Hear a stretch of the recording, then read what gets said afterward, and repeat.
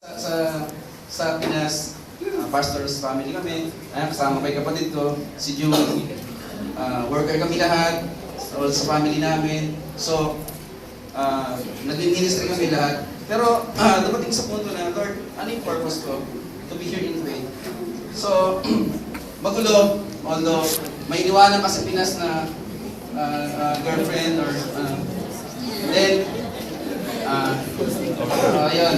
Pero lahat ng yun ay binago ng Panginoon. Amen. Nagkahiwalay kami nung aking ex and then so free again.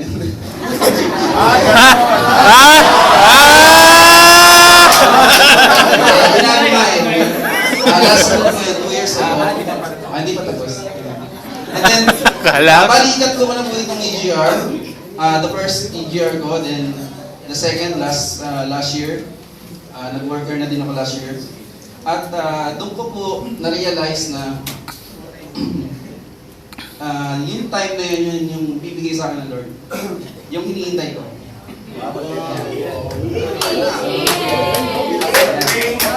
Si Sister Janet po.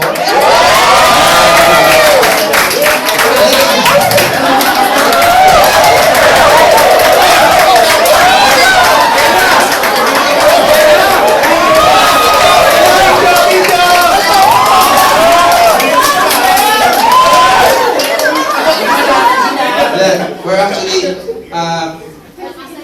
testify po sa inyo. Kanina po. Purpose mo sa Kanina po dumating po ang aming documents to getting married.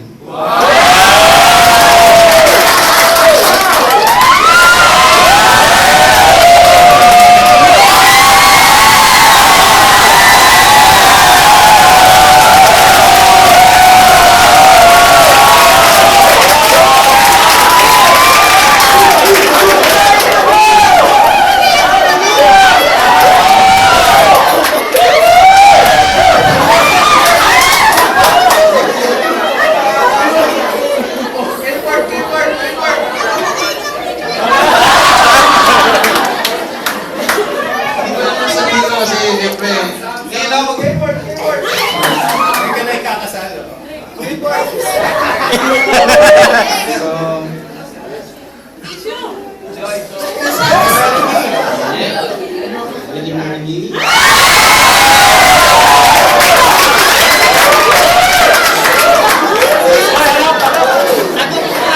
Sino po God will provide?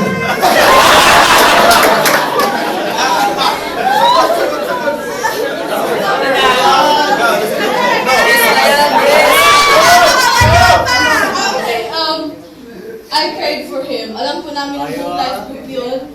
I'm a testify na since last year, broken-hearted, sobra-sobra, pinagdadaan ko na lahat, all walks of life. Till nakilala ko si Renz, totally nagbago po talaga ang buhay ko. To guide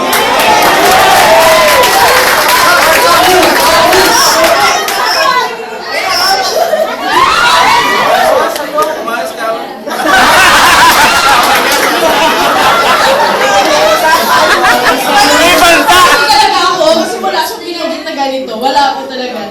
Alam mo na yun, and I pray for you. Pwede ko ulit? Janet, will you marry me? Okay, I do.